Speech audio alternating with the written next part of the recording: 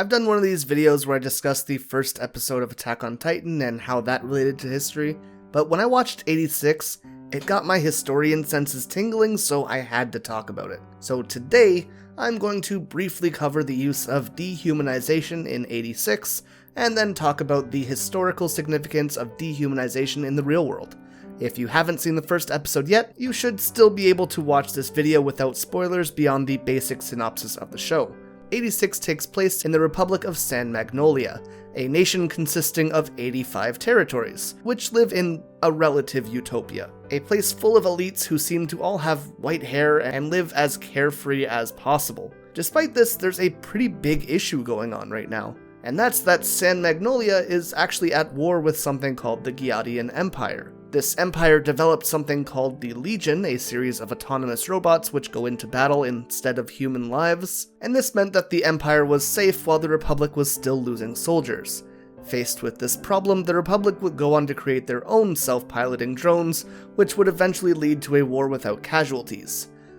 But there's a bit of a loose definition for the term autonomous drones that San Magnolia is using. You see, while 85 districts live together in prosperity in San Magnolia, there are actually 86 districts, and the last one was home to undesirables. Those who look different than the ones in the major cities, or in general were seen to be less than human, often being called pigs, parts, processors, and just generally being disregarded or segregated. So while the drones were in fact manned by people, society has deemed them to be less than human, and as such the government justifies stating that they're having a casualty-less war, meaning that when the people in the 86 are inevitably killed in combat, they just don't think they're losing anything or anyone of value. So while this is horrible, it got me thinking a lot about how dehumanization and propaganda have been used throughout history to justify different actions.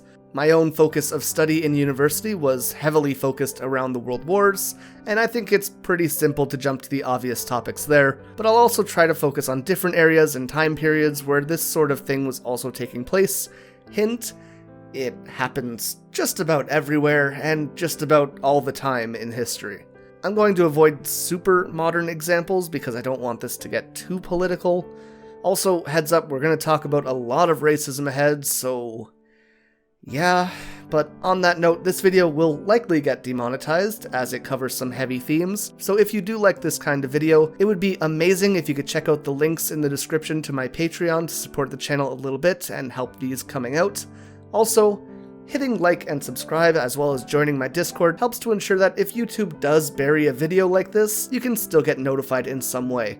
Plus, it just helps the channel in general. So, things I'm going to be focusing on in this video: World War II, European colonization, America, and Canada.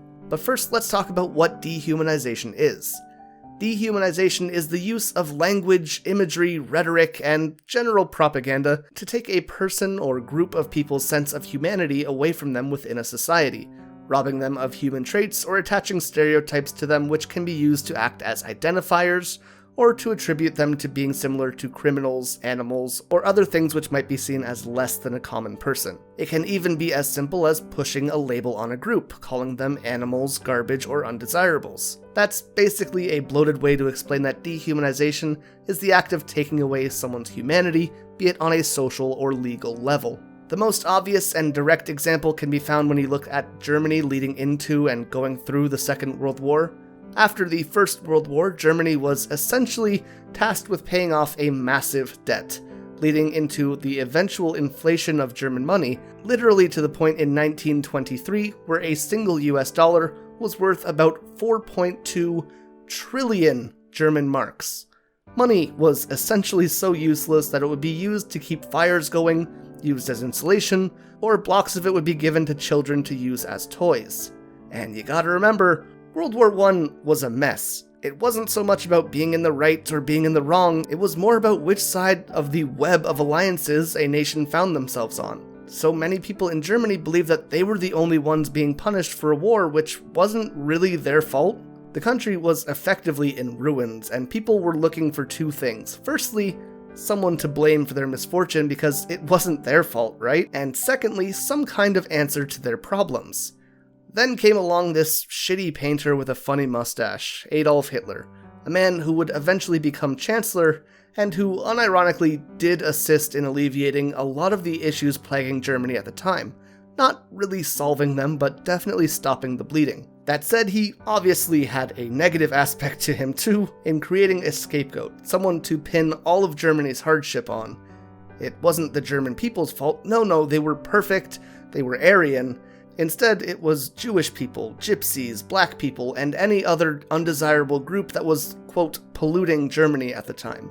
On the note of Aryan, if we look back at 86, we have this whole society of people who look very similar with all white traits, while the people living in the 86 are people from all races. Just a quick parallel I wanted to point out. Anyways, as time passes, more pressure and more focus was put on Jewish people in Germany. The law for the restoration of the professional civil service in 1933 denied Jews and other, quote, politically unreliable, unquote, people from civil service jobs and other avenues of public life, meaning that positions of power like police, politics, etc. now excluded the groups that were being persecuted. 2 years later, in 1935, the Nuremberg race laws were enacted, segregating those of Jewish ancestry from the Aryan populace. Something 86th district that is unrecognized from the other 85 something. And yeah, throughout the decade, Jews would be restricted from German schools, universities, barred from practicing law or medicine, receiving health insurance, and so much more. It was a systematic shutdown on Jewish rights to the point where they had no opportunity to even protect themselves. And in Germany, it began with this portrayal as them as this evil force which led to the downfall of their society. Because they were traitors and enemies of the state, a little persecution made sense, and hey, we wouldn't want them in the police or military if they can't be trusted, right?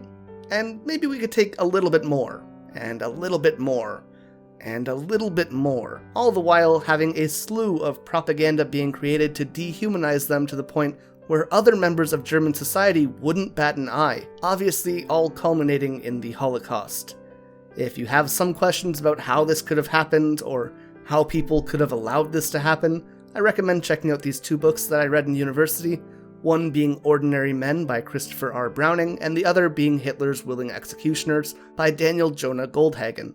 Both answering those questions in different lights, but definitely both still remaining very informative resources. So let's move on to the Age of Colonization, with the influence of European powers expanding to the Americas, Africa, Australia, and even some parts of Asia. Now, in many cases, the Europeans sought to expand their empire, leading them to places which were already populated by natives. These people would often have darker features, speak different languages, or even just live lives which were more natural, or less technological or industrial. When colonizers would arrive in these regions, they essentially had two options. First was to learn native culture, build a relationship with them and establish trade or treaties, and work in cohabitation. And the second option was to absolutely devastate them with guns and massive armies. Sometimes things would start with option A, but realistically, many cases would devolve into option B over time. In most cases where cohabitation was attempted, we would be looking at settlers, people who wanted to live in North America, for example, for a long time. In previous eras, say the Age of Exploration, this was less likely. Natives and aboriginals were called savages or wild, and as such they would often be kidnapped, killed, abused, tortured, forced upon, or sold to museums in Europe. And if you weren't aware of things called human zoos, it was a thing. Like, all over the world in places like the US, Europe, and Japan, with records going into the 1900s and some sources saying over 1 billion people visited them. Sure, they were called human zoos, but oftentimes the people who were on display were seen as less than that, being called the savages and the like. While the word human might have been in the title, they were often more so seen as props. And often they were used outside of their own free will. In one of the later examples, 1906, we had the St. Louis Fair, which had over 20,000 people on display. And hey, while we're on the topic of people being sold and kidnapped, I mean, slavery, right? While it did happen everywhere, I'm going to focus on American history because that's what I'm most versed in, but it did happen in just about every country in the world. And in America, black people were treated like literal livestock, being bought, sold, bred, beat, forced to work, and even killed whenever their owners wanted. And that is the short version of the list. Even as laws began to loosen up, which is the most lukewarm version of that phrase possible, we would still see things like the 3/5 compromise, which declared them to be worth literally 3/5 of a white person.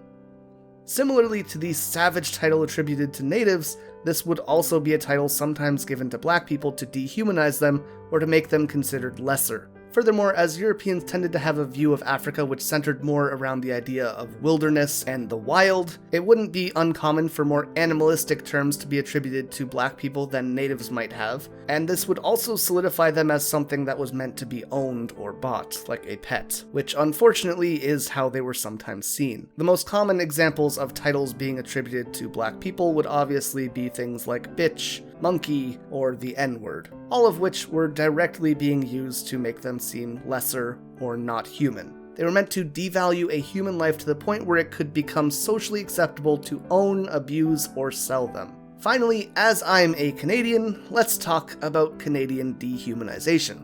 We glossed over Native Americans earlier in the segment about colonization, but even throughout the 1900s, we had things like residential schools in Canada, places where the savage Aboriginal traditions, languages, and cultures would be forced out of people and replaced with a more acceptable one.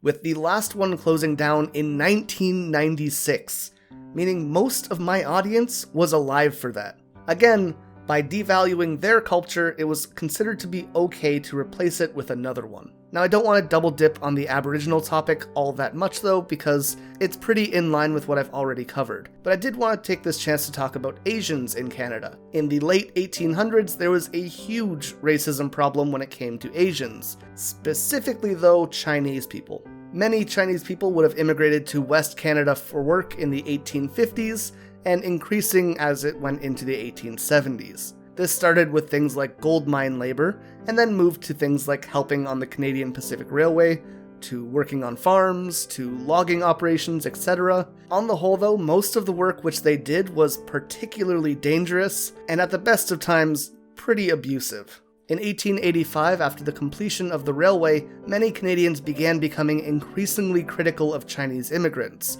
feeling that now that they were finished with their work, they should just leave. And the Canadian government seemed to agree with this, setting in place the Chinese Immigration Act, which stated that anyone originally from China would have to pay a $50 tax, this commonly being called the head tax, which, if you're curious, inflation calculator says that's about $1,350 today. This tax was basically used as a way to taper off the inflow of Chinese immigrants to ensure a more European Canada. By 1900, the tax was increased to $100, and when apparently that wasn't working well enough, they bumped it up in 1903 to $500, about $15,000 today, something that apparently 81,000 people had to pay. The negative connotation and view of Chinese people, which had them seen as lesser than Europeans, directly leading to the government setting legislation in place to remove them. And that's not even getting into Canada's internment camps being set up for various groups throughout the 1900s. Dehumanization is a powerful tool when used for political purposes. If the correct propaganda or fear-mongering is used, politicians can convince entire societies that specific groups or people are less than, or that inhumane treatment of them is acceptable. It's happened time and time again in history, and hell, it's still happening to this day. It's an incredibly important topic, and I'm glad to see it as a theme being explored in 86. Hopefully they can address it in a responsible and effective way, but let me know what your thoughts on it are in the comments down below. I really hope this was an informative and educational video. I really enjoy making videos like that, and where I can talk about history a little bit, so I hope you enjoy them too. Remember, if you do enjoy, you can leave a like and subscribe for more content in the future, or check out my Patreon through the link in the description to support the channel. As always though, a big thank you to our Patreon, with our Dai Yokai, Iffy Babes, Ikerochu, and Jacob Wiley, our Yokai, Amelia Hellman, NL Cruz, Bloodwolf Mon, Jamie Heck, Janice Not Janice, and Lucifina Akuma, and our Hanyo, Alexandra Gartside, Anthony Hogan, Eli Kanem, Kiwi Dog, Love the Kiwi, Michael Greco, Nega Kitty, Randy Moseyman, Samantha Olsen, Savage Camel, and Suki Neko. Thank you guys so much for watching, and until next time, remember to stay excellent.